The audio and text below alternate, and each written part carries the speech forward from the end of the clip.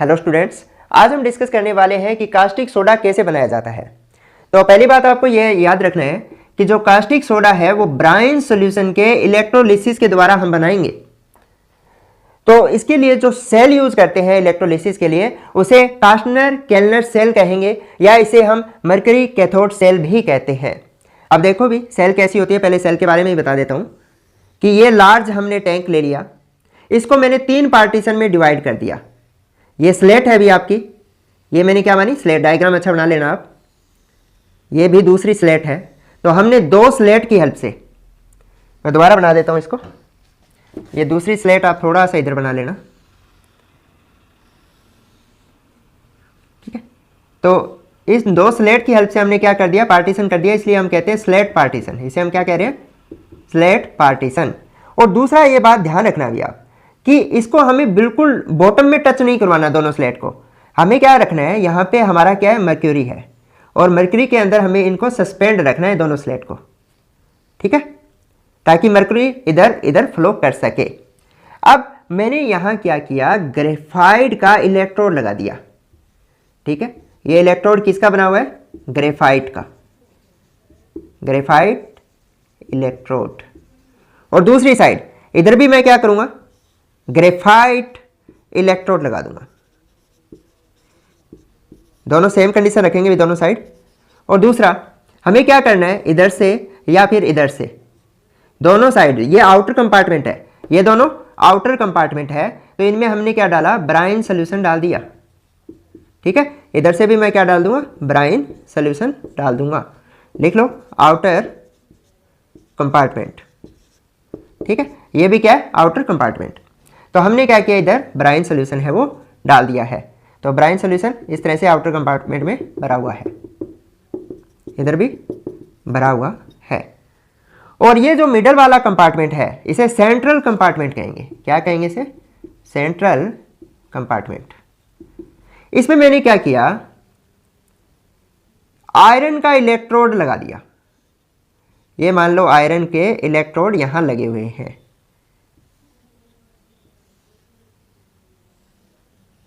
ठीक है। ये आयरन इलेक्ट्रोड है। और इसमें मैंने क्या किया, डाइल्यूट सोडियम हाइड्रोक्साइड का सॉल्यूशन डाल दिया, वेरी डाइल्यूट। क्या किया मैंने, डाइल्यूट सोडियम हाइड्रोक्साइड का सॉल्यूशन डाला है। ध्यान रखना हमें सोडियम हाइड्रोक्साइड ही बनाना है, और मैंने यहां क्या डाला, डाइल्यूट सोडियम हाइड्रोक्साइड का सॉल्यूशन डाला। अब ये जो मर्क्यूरी है ये इंटरमीडिएट इलेक्ट्रोड का काम कर रहा है, यानी यहां पे जो ग्रेफाइट है वो काम कर रहा है एनोड का। और एनोड पे आपको पता है क्या आते हैं, एनायन आते हैं, एनायन आते हैं, तो एनोड पे चार्ज कौन सा होगा, पॉजिटिव। तो यहां जो आपका मर्क्यूरी है ये काम करेगा कैथोड का, जो आउटर कंपार्टमेंट है, यानी यहां पे जो साइन क्या होगा, माइनस का होगा आउटर साइड में। यहां साइन किसके, माइनस के। और अब इधर भी क्या होगा, माइनस का होगा, सेम रहेगा दोनों साइड भी, ठीक है। यहां भी Hg किसका काम कर रहा है, कैथोड का काम कर रहा है आउटर कंपार्टमेंट में। और ये किसका काम कर रहा है, एनोड का। एनोड पे हमें पता है साइन कौन सा होता है, प्लस का होता है, और कैथोड पे क्या होगा, माइनस का होगा। अब इधर ये वाला जो आपका आयरन है ये काम करेगा कैथोड का, और कैथोड पे साइन क्या होता है अभी, माइनस। और यहां पे जो Hg है सेंट्रल कंपार्टमेंट में वो काम करेगा एनोड का, मोस्ट इंपॉर्टेंट है। और यहां पे जो साइन होगा वो क्या होगा, प्लस होगा। ये ध्यान रखना, इसे इंडक्शन मेथड कहते हैं। अभी इंडक्शन मतलब इस पे माइनस था तो इसने इसके अंदर प्लस इंड्यूस करवा दिया, यहां प्लस था तो इसने इसके अंदर क्या किया, माइनस इंड्यूस करवा दिया, ठीक है। अब देखो ओवरऑल रिएक्शन क्या होगी। पहले बात करते हैं हम आउटर कंपार्टमेंट की।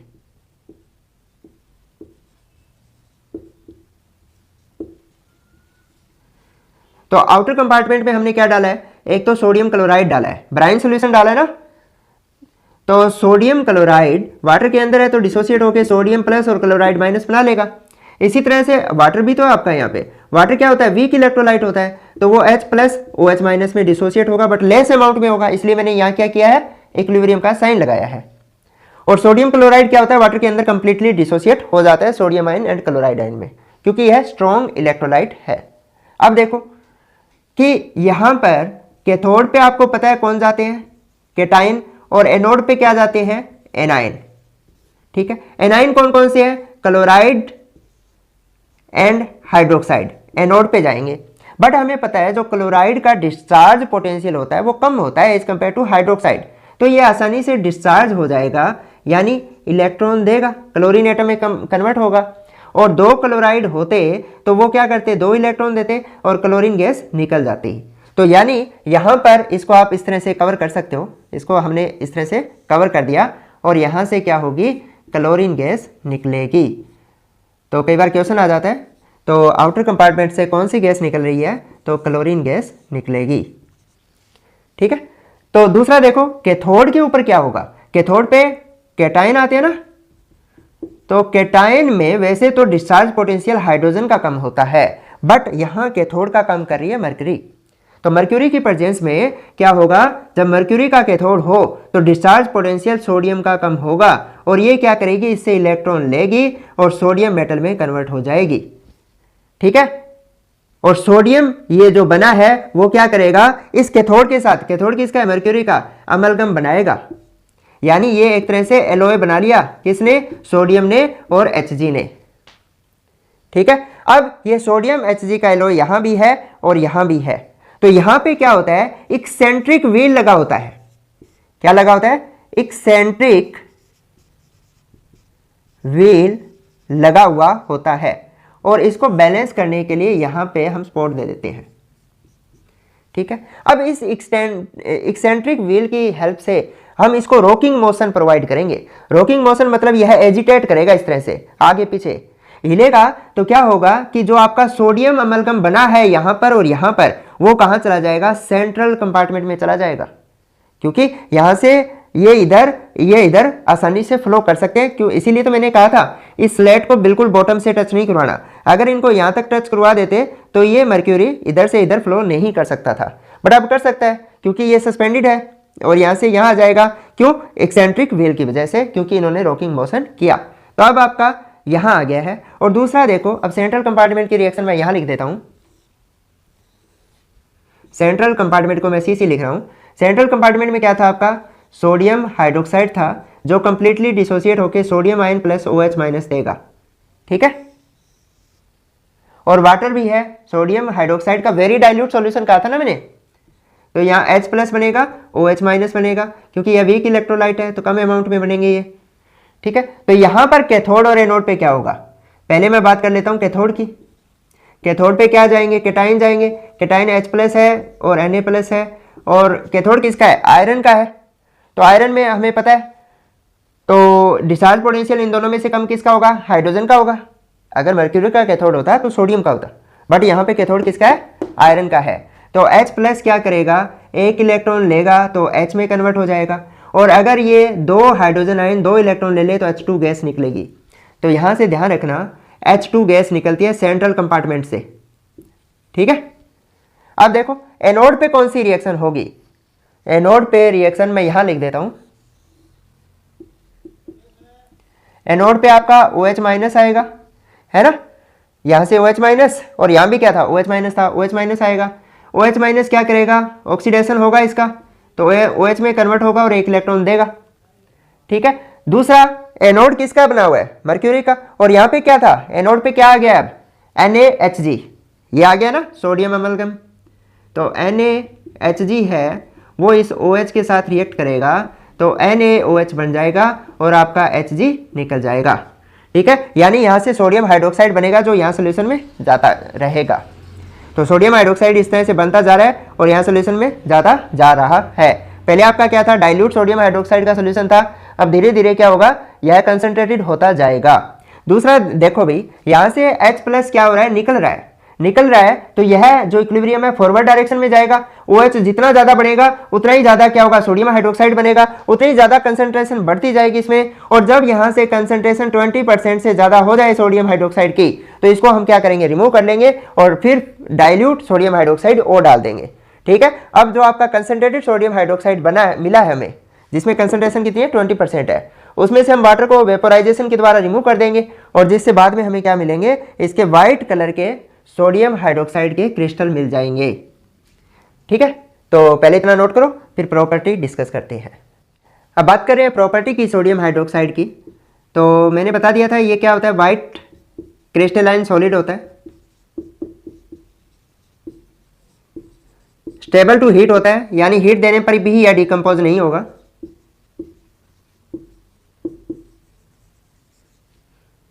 बिटर इन टेस्ट होता है, वाटर में फ्रीली सोल्यूबल होता है,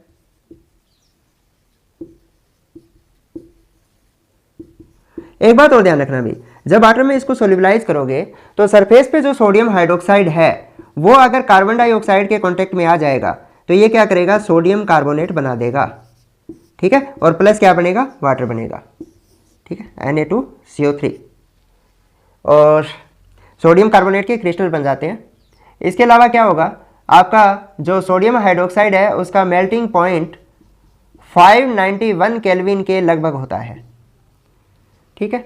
तो ये कुछ इसकी प्रॉपर्टी है जो आपको ध्यान रखनी है। तो मेरी तरफ से कास्टिक सोडा कंप्लीट हुआ। नेक्स्ट करवाने जा रहे हैं हम सोडियम क्लोराइड, कॉमन साल्ट या टेबल सॉल्ट, नोट करो। नेक्स्ट हम डिस्कस करने जा रहे हैं सोडियम क्लोराइड, इसे हम कॉमन सॉल्ट या टेबल सॉल्ट भी कहते हैं। सोडियम क्लोराइड मेनली हम सी वाटर से ऑब्टेन करते हैं। तो सी वाटर में 2.7 to 2.9% आपका सोडियम क्लोराइड होता है। तो अब इंडिया के अंदर per year 50 lakh ton sodium chloride solar evaporation के द्वारा ऑब्टेन किया जाता है सी वाटर के। 50 लाख टन सोडियम क्लोराइड कहां से ऑब्टेन किया जाता है, solar evaporation of sea water, ठीक है। तो यानी समुद्र के पानी को हम अगर इवेपोरेशन करवाएंगे तो उसमें सोडियम क्लोराइड मिलेगा। अब देखो जो सोडियम क्लोराइड आपका मिलता है उसके साथ कुछ अमाउंट में इंप्योरिटी जो होती है, किसकी होगी, इंप्योरिटीज सोडियम सल्फेट की होती है। इसके अलावा उसमें कैल्शियम सल्फेट भी होता है। इसके अलावा उसमें impurities calcium chloride and magnesium chloride की भी होगी।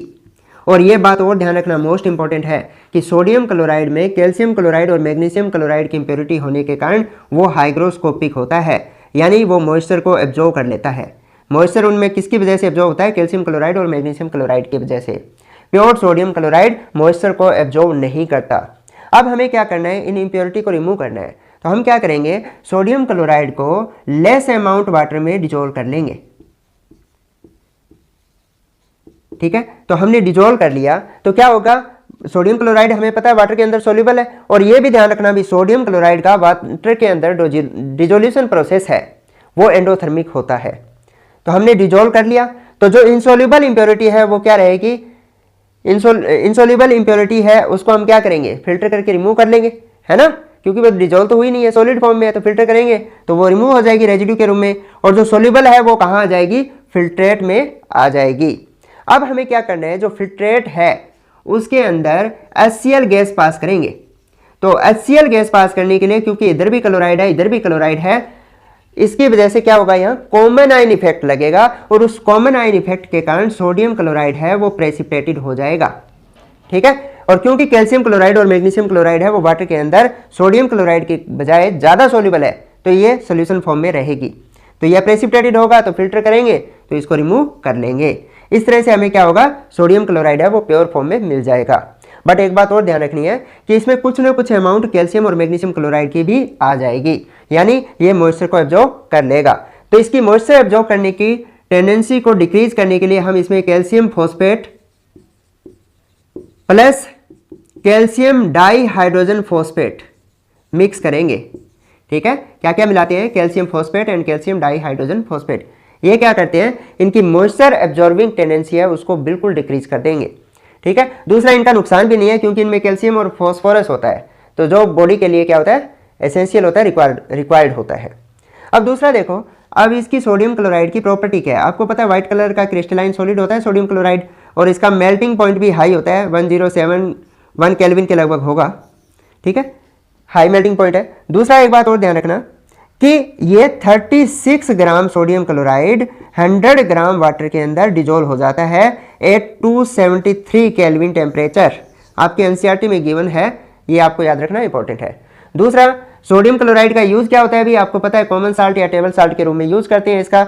और यूज क्या है इसका यूज होता है सोडियम कार्बोनेट बनाने के लिए, वॉशिंग सोडा बनाने के लिए, कास्टिक सोडा बनाने के लिए एंड सोडियम परऑक्साइड बनाने के लिए भी इसका यूज किया जाता है। एक रिएक्शन है भी, ये 1081 केल्विन होता है इसका जो मेल्टिंग पॉइंट होता है सोडियम क्लोराइड का। ठीक है, तो मेरी तरफ से ये सोडियम क्लोराइड कंप्लीट हुआ। मिलते हैं जल्दी। All the best.